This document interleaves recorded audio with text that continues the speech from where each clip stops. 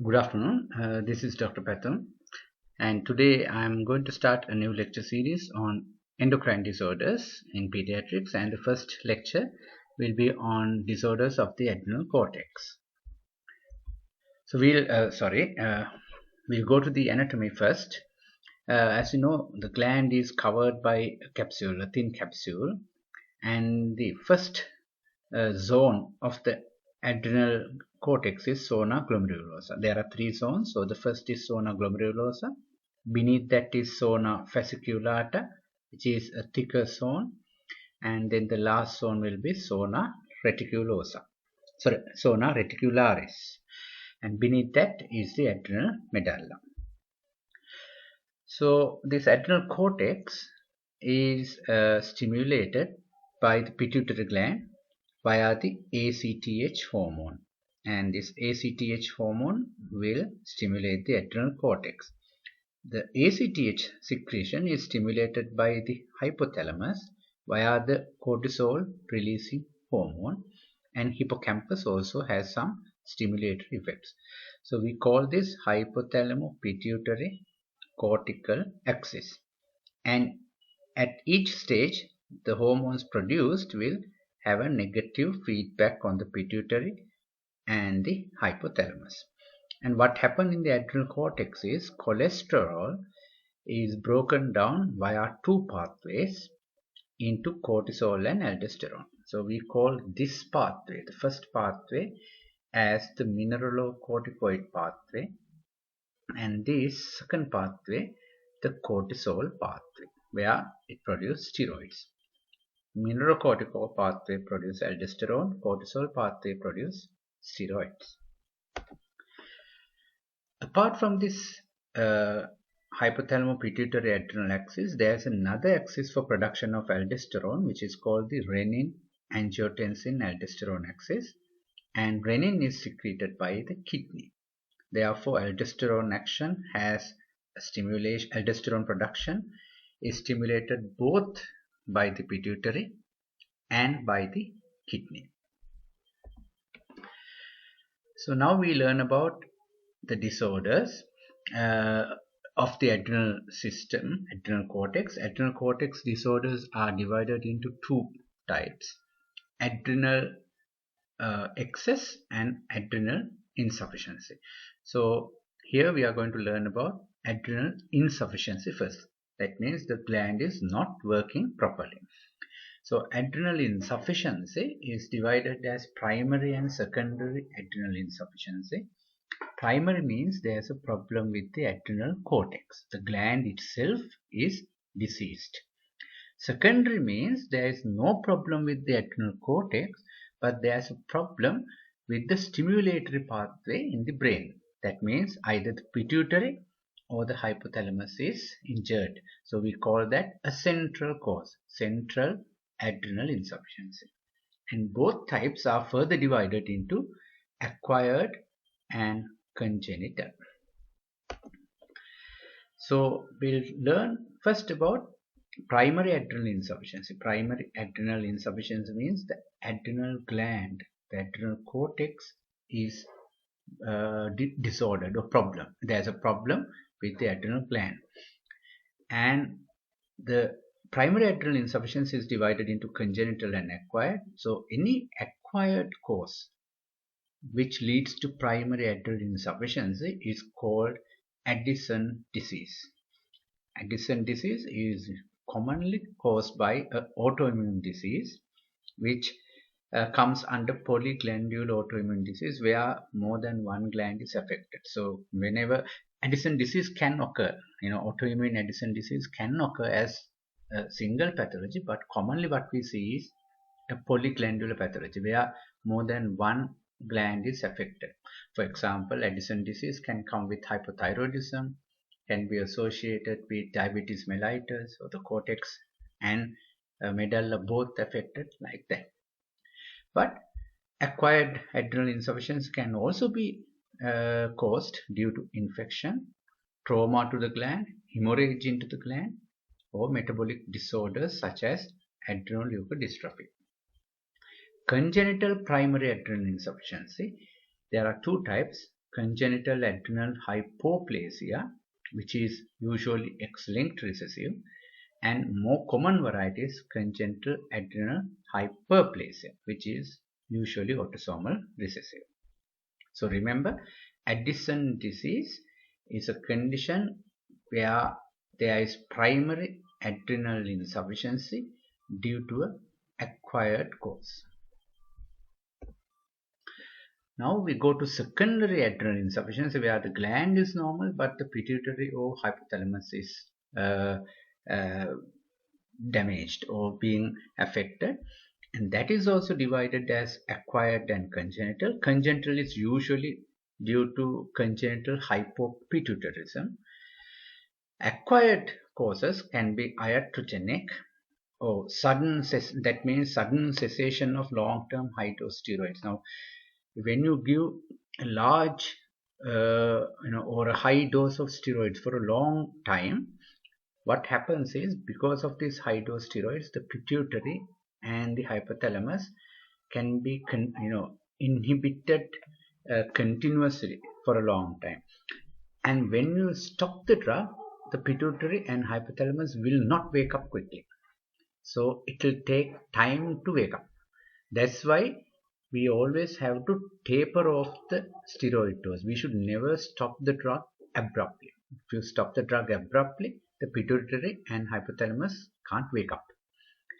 And what happens is, there will be no stimulation from the pituitary and hypothalamus to the adrenal cortex, and there will be no production of cortisol or aldosterone. Another acquired cause for secondary adrenal insufficiency is acquired hypopituitarism. So what are the symptoms of adrenal insufficiency? They can be due to low steroid production or low aldosterone production. Low steroid production, the common features will be fatigue, increased sensitivity to insulin, which will lead to hypoglycemia, inability to cope up stress or infection, loss of appetite, irritability, and depression. The low aldosterone production will cause hypotension, postural hypotension, dehydration, salt craving, and hyperkalemia. Then the symptoms due to low adrenal androgens is loss of libido, delayed secondary sexual characteristics, and depression.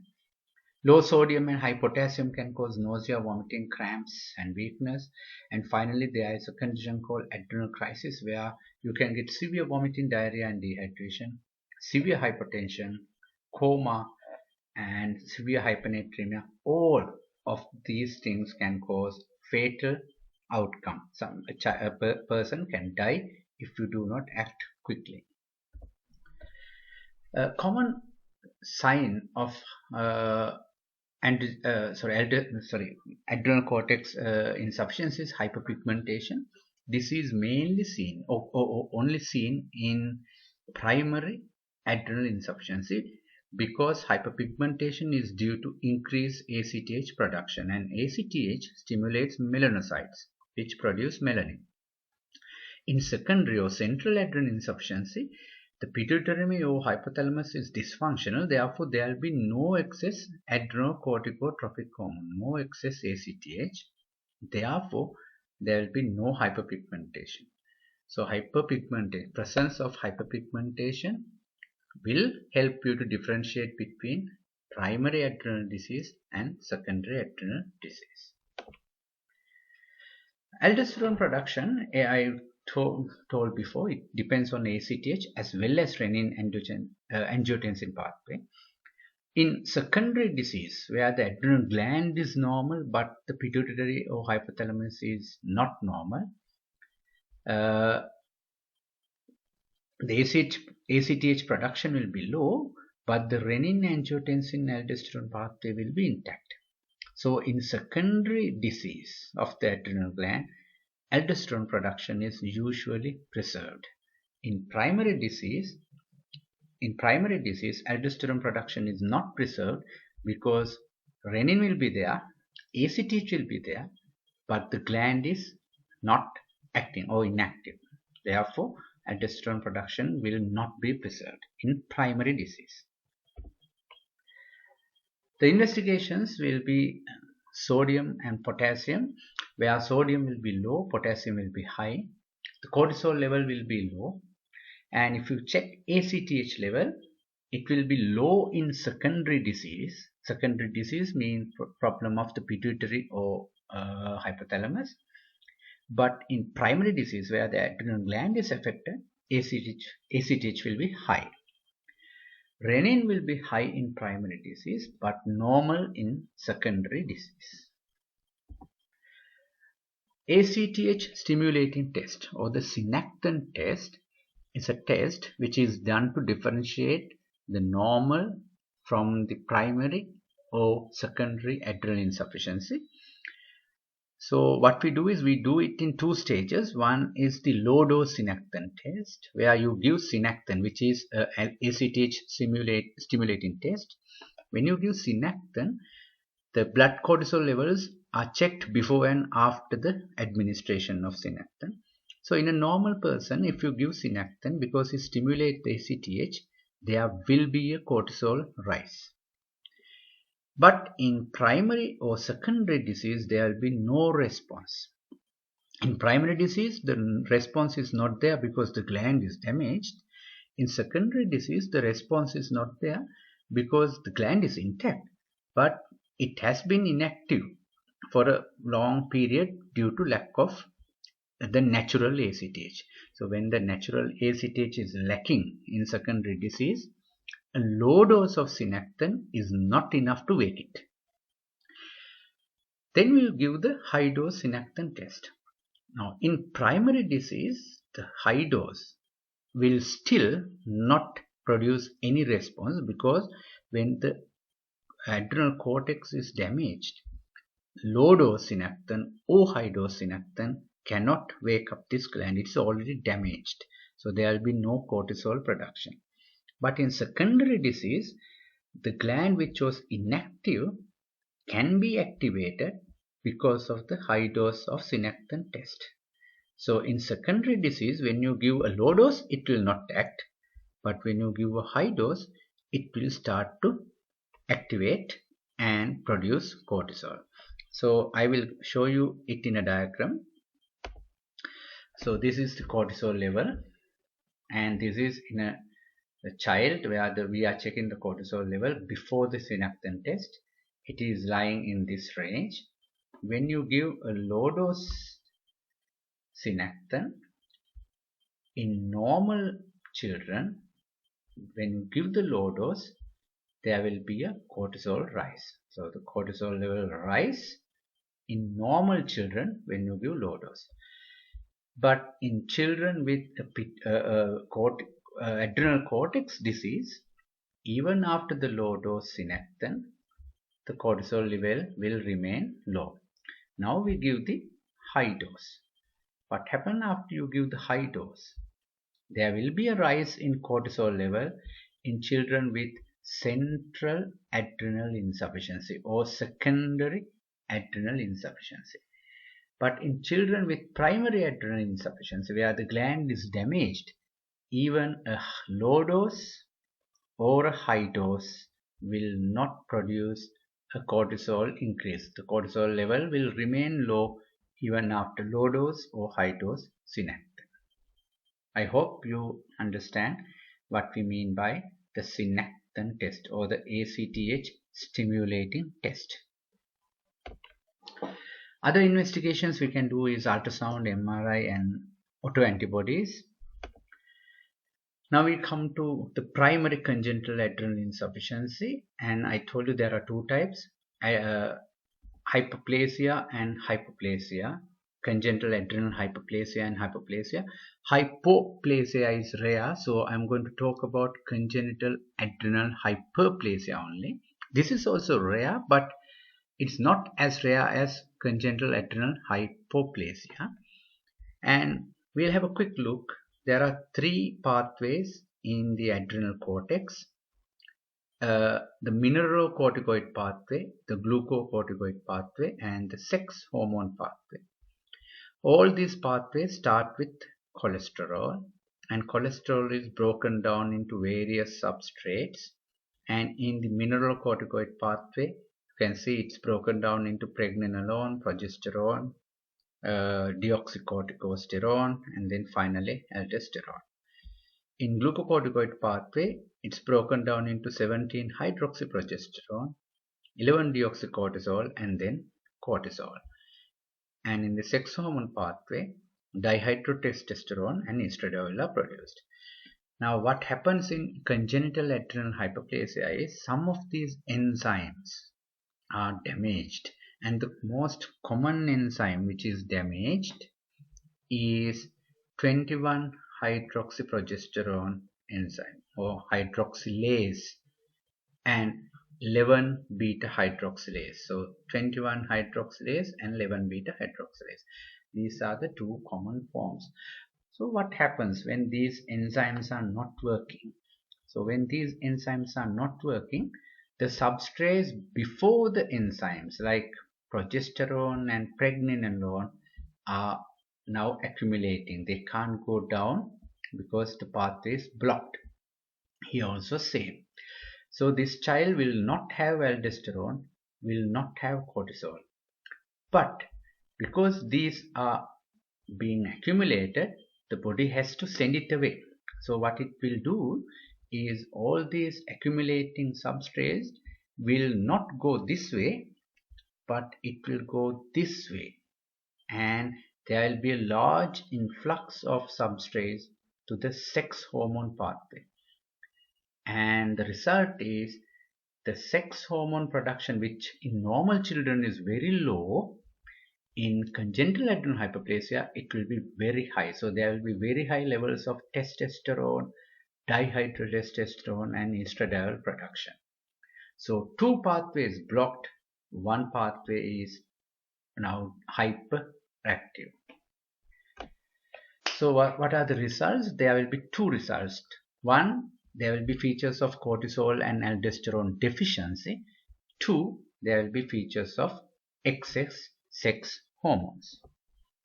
So features of cortisol and aldosterone deficiency are similar to the ones we discussed: hypoglycemia, hyponatremia and hypokalemia, inability to cope up with stress, especially sepsis, hyperpigmentation and hypertension. There will be sometimes in little children a condition called salt losing crisis, where there will be life-threatening hypertension, hypoglycemia, hypotassium and low sodium. And if you do not detect, these children can easily die. What are the features of adrenal androgen excess? In females, you can get virilization. That means the female fetus will partly have features of a male fetus. We call it virilization. Therefore, at birth, they will present as disorders of sexual differentiation, or the older name was ambiguous genitalia. You can't decide whether it's a boy or a girl.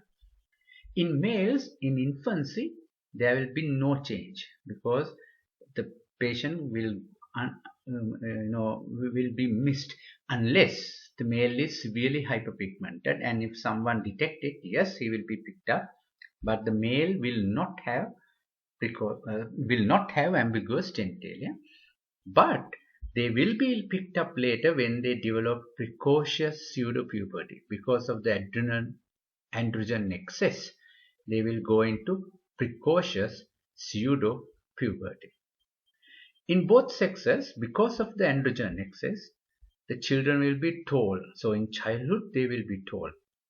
But due to early epiphyseal maturation and ossification, due to the same androgens, there will be premature cessation of growth. Therefore, the end result is a short adult. So they will be tall as children, but short as adults. Now this is a picture of a genitalia of a newborn baby, and you can see there are features of both sexes. Now the clitoris is enlarged as a penis, so this will be easily misdiagnosed as a penis, but actually this is a enlarged clitoris. And the labial folds are fused. Labial folds are fused, so it can be again misdiagnosed as an empty scrotum. and rather than having two openings, there's only one opening. So this, for the common person, might look like a male, but actually this is a female who has been virilized due to adrenal androgens. So the investigations are same: low sodium, hypotassium, high ACTH and renin, and low cortisol and RPS. And there will be high levels of 17-hydroxyprogesterone, which is a substrate which accumulates because of the lack of enzymes. So treatment, if you come with the adrenal crisis or salt losing crisis, you have to give IV fluids, including dextrose, steroids, IV steroids, IV antibiotics, because the common trigger is sepsis, and you have to correct hyperkalemia. Hyperkalemia can cause cardiac arrest if you do not correct it. Long-term treatment is oral steroids for life, which can be hydrocortisone or dexamethasone. Usually in children it's hydrocortisone. In adult we usually use dexamethasone. Then we have to give oral fludrocortisone, which is a mineralocorticoid.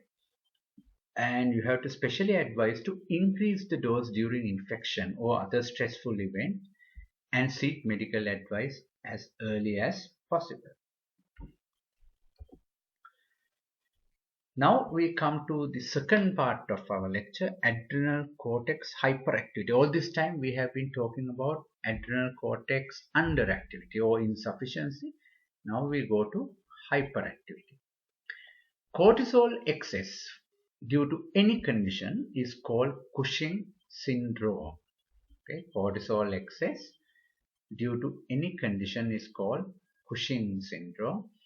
And this Cushing syndrome is further divided into exogenous Cushing syndrome and endogenous Cushing syndrome. The exogenous steroids are usually given by doctors for certain condition, medical condition, commonly nephrotic syndrome, where you give excess steroids because of the condition, and the child will demonstrate features of Cushing syndrome. But there are conditions where you can have endogenous steroids. That means inside your body, steroid production will be increased. This again is divided into two types: primary adrenal hyperactivity and secondary adrenal hyperactivity due to a central disease. Central disease means either the pituitary or hypothalamus is overactive. Therefore, there will be overproduction of ACTH. Now, if you get cortisol excess due to any condition, you call it Cushing syndrome. But if you get cortisol excess due to endogenous steroids due to a central disease, we call that Cushing disease. So Cushing syndrome and Cushing disease are two different entities. And Cushing disease is commonly due to a pituitary tumor or a hypothalamic tumor. Primary adrenal hyperactivity is again commonly due to a adrenal tumor. So we are talking about tumors in this section. So what are the symptoms of Cushing syndrome? The symptoms can be divided as skin symptoms, body stature problems, cardiovascular symptoms, musculoskeletal, neuropsychiatric, and endocrine. The skin is commonly you see thinning and striae, purple striae. Body stature, the common problem will be central obesity. Cardiovascular wise, you can get hypertension and fragile blood vessels. Remember, in adrenal insufficiency it was low blood pressure, but here it's high blood pressure. Musculoskeletal is muscle weakness and osteopenia. Neuropsychiatric problems are depression and behavior changes. Endocrine is diabetes and menstrual disorders. Other features can be like low immunity and cataract. And remember, these are the same symptoms when you get when a child is on long-term high-dose steroids. So apart from those symptoms, there can be symptoms due to a pituitary tumor like headache, diplopia and hemianopia. Now this is a child with Cushing syndrome. You can see the central obesity, where the body and face is obese but the arms or the limbs are thin, and he has this characteristic moon face appearance. Yes, and these are the striae, skin striae, and they are purple in color, purple striae. You can see commonly striae in commonly after pregnancy, but they are not purple, they are actually pale striae, but here we see purple striae. And the investigations we do are cortisol blood levels.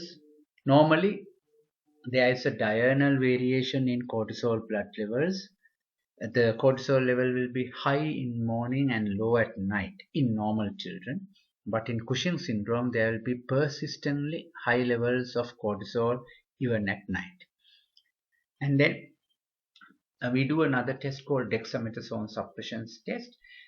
Previously we did a ACTH stimulation test. Here we do a suppression test, and dexamethasone suppress the pituitary ACTH production.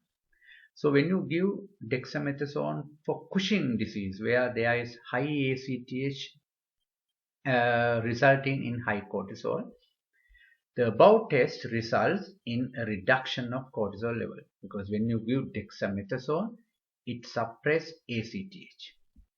And in Cushing disease, where the pituitary or hypothalamus is hyperactive, when you give dexamethasone, the pituitary or the hypothalamus will slow down, and then cortisol production will also slow down. But if the Cushing syndrome is due to a hyperactive gland, or the adrenal gland is hyperactive, that gland is independent of ACTH. So when you give dexamethasone to this type of children, nothing will happen. There will be no effect on cortisol reduction, because yes, you will suppress ACTH by giving dexamethasone, but the hyperactive gland is not due to the ACTH but because of a problem of the gland itself. Therefore, by giving dexamethasone, the cortisol level cannot be put down. So if you have a child with high cortisol, you give the dexamethasone test and you see a reduction of cortisol. The problem is in the pituitary or the hypothalamus. You have a child with Cushing syndrome, you do the dexamethasone test, nothing happens, cortisol level remain high. The problem is in the adrenal gland itself. The treatment, if due to exogenous steroids, you have to slowly taper it off and start on steroid sparing drugs. If it is due to a hyperactive gland or tumor, you have to do a surgery and remove the tumor, and later on replace steroids with oral drugs. Drugs to suppress steroids are not routinely used. Okay, now we come to the end of the lecture. I'll quickly summarize. There are two types of adrenal cortical disorders, hyperactivity and insufficiency. Both are divided, hyperactivity and insufficiency, both are divided as primary problems and secondary problems. Primary problems are due to the gland itself. Secondary problems are due to pituitary or hypothalamus. Therefore, it is also called as central disorders. And all these types are further divided into acquired and congenital.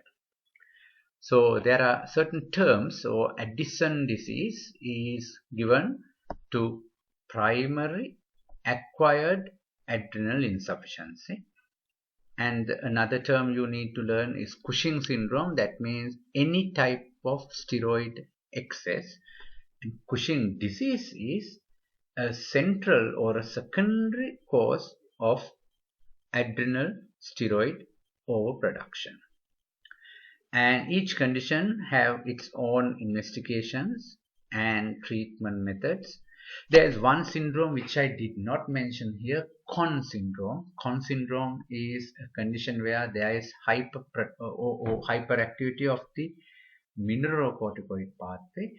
I did not mention it because it is very rare in children. But you will learn about Con syndrome in adult medicine because it is much more common in adults rather than children. Now, if you have any questions, you can't obviously ask now because this is not a live lecture. So you can put a mail. I have given my mail address pat.dissa@gmail.com, and I will answer those as soon as possible if I get a mail. Thank you.